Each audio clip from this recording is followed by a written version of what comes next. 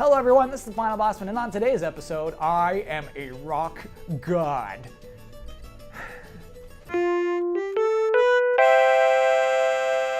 Welcome to the show. I am Kyle Bosman, and curtains are here now. I decided to practice what I preach. I decided to listen to the almost unanimous dislike for the old space background. It's still there, by the way. You can still... All Greens and Matrix are still there, checking out an actual spacecraft, while the rest of us... Thank you. While the rest of us are just watching Final Bosman out here. Speaking of Final Bosman, let's start the show. You might remember during the summer, I took a week-plus vacation. I went home, I saw some weddings, I mini-golfed. I got to watch cable television. It was great. But at one point, my parents are selling my old house that I grew up in. And he said, hey, clean out your crap out of the garage. I'm gonna throw the rest away. To be fair, most of it is quote, crap. But I found a thing that I really like a lot. These are the basically daily planners that we got in high school. The school handed these out so we could keep track of our homework assignments, basically. Check this out. The cover is what stands out to me. This was 11th grade. This is my junior year. Two things stand out to me about this. One, I was super good at arts and crafts. That's all construction paper. Two, that's the Guitar Man star. I forgot how much I liked Guitar Man. That's pretty cool. And so I got my old daily planners back, and then a few weeks later, I did that episode about Frederick, the Resurrection of Music, a game which, by all measures, is worse than Guitar Man.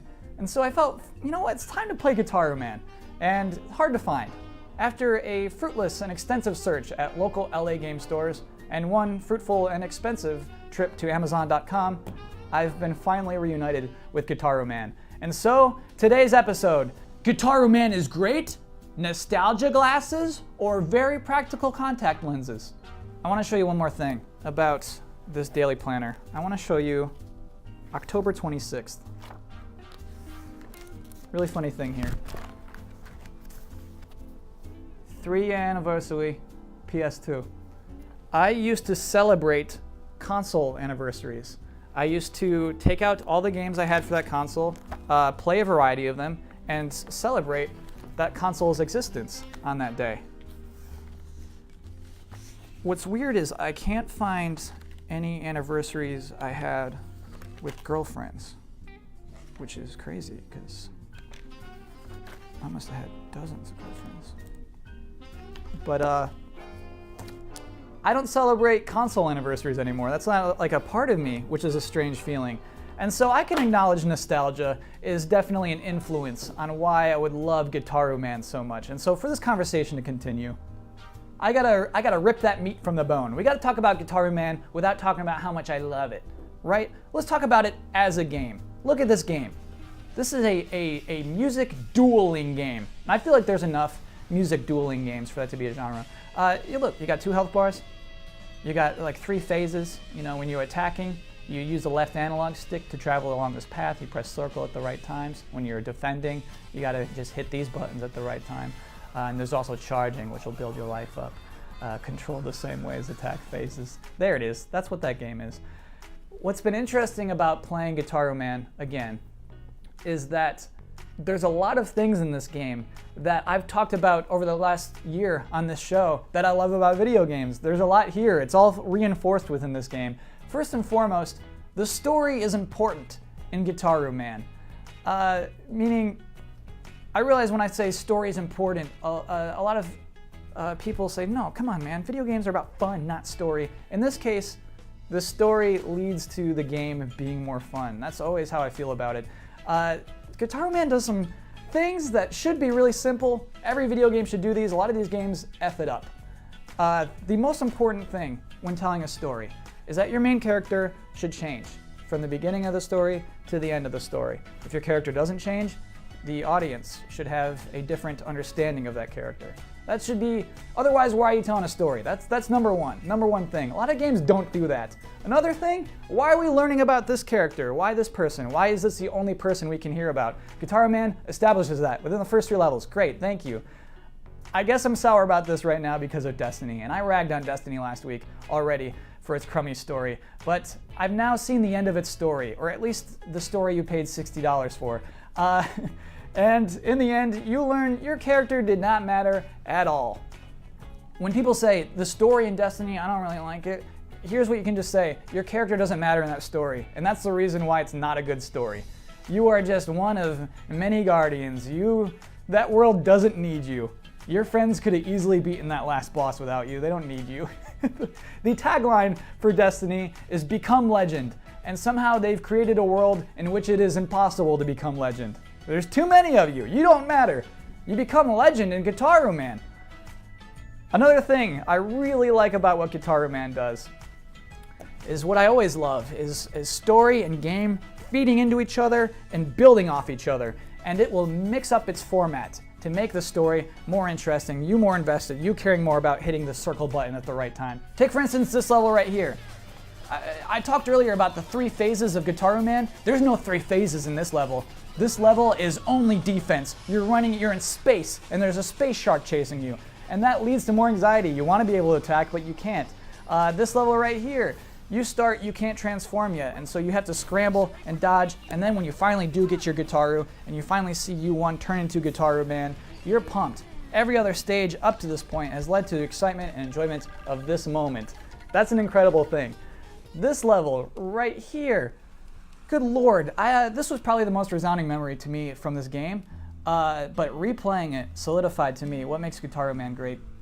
This level, there's no defense, there's no charging or anything. You are simply playing guitar for some woman you just met next to a tree on a beach, and that is the whole stage. And what's crazy about this to me is that this is probably the most intimate, romantic thing I've ever done in a video game. You think about like other RPGs or like Mass Effect, you're just like picking choices out of a dialogue tree, right? And even then Commander Shepard's just like, you're looking cute today. Why don't we roll around in my bed in our underwear? Here, you are playing that guitar for that woman, right? And to me that's like, damn, that's romance. And it kind of is. And that's you playing that guitar. That is within the game that you are doing that. That's incredible. In the end, Guitar Man also has a message, and I always like it when games have an actual message. Here, it's kind of overt. The message is just, hey man, don't doubt yourself. Get rid of your doubts.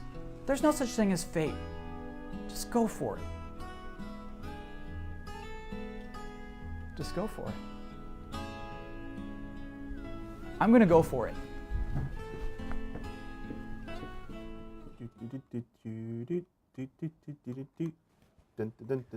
Damiani, I gotta tell you something. I'm gonna fight for her. Who? The girl from the deli. My girlfriend? Yeah. Well, we moved in together. So? What do you even like about her? I mean, she's funny, she's courageous, and, well, I don't want to say it. Just say it. No. Write it down.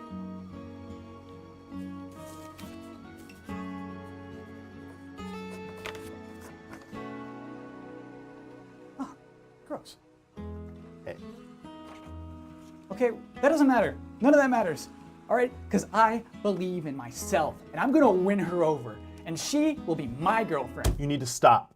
Women aren't prizes, they're human beings, and so am I.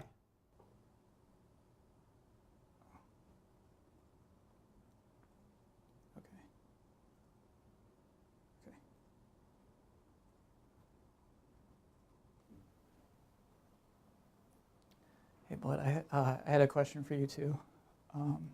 Did we get any amiibos yet?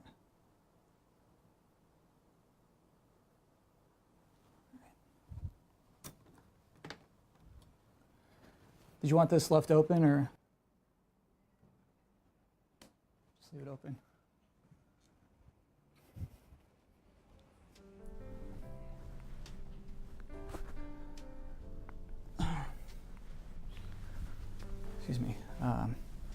So I guess maybe the whole point of Guitar Man being that he comes back, wails on air guitar, knocks over his rival onto the ground, and snatches the wrist of this girl he likes. Maybe that's not the best message to end on.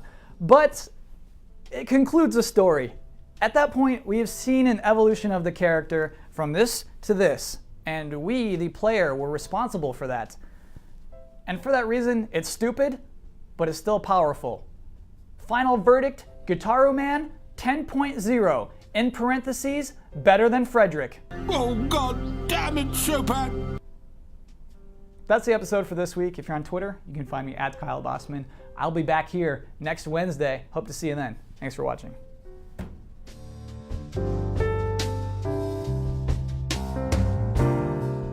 Hi everybody. So last week I got a lot of requests to re-explain the Final Bosman rules. And I think they come from episode 2. We're on 70 now, so I think it's only fair. Let's talk about these rules. Rule number 1, don't say the following words.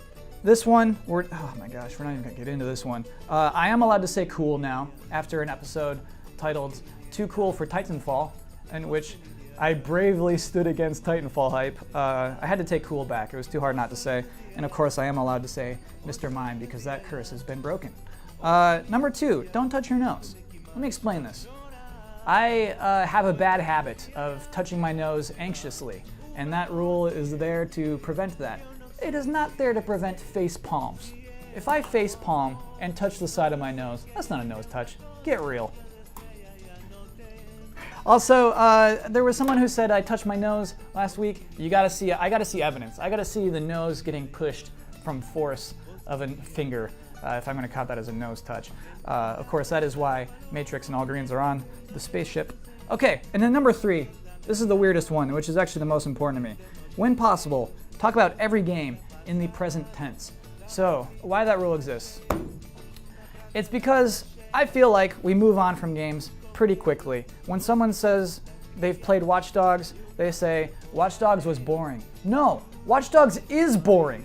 It still exists. You can still go buy and play that game. And I feel like this industry is designed in a certain way where we're meant to get over games. And part of it is our own fault. And I sort of want to work against that. A lot of what we're dealing with is just people who are just like, bought it, played it, what's next? It's frustrating. Hey, just enjoy what you have. If a game is old, it's okay to buy it. You can still buy old games. And they still exist. I can still go play Dragon's Dogma. Dragon's Dogma is pretty interesting, not was pretty interesting. All right, I should go. Talk to you all next week.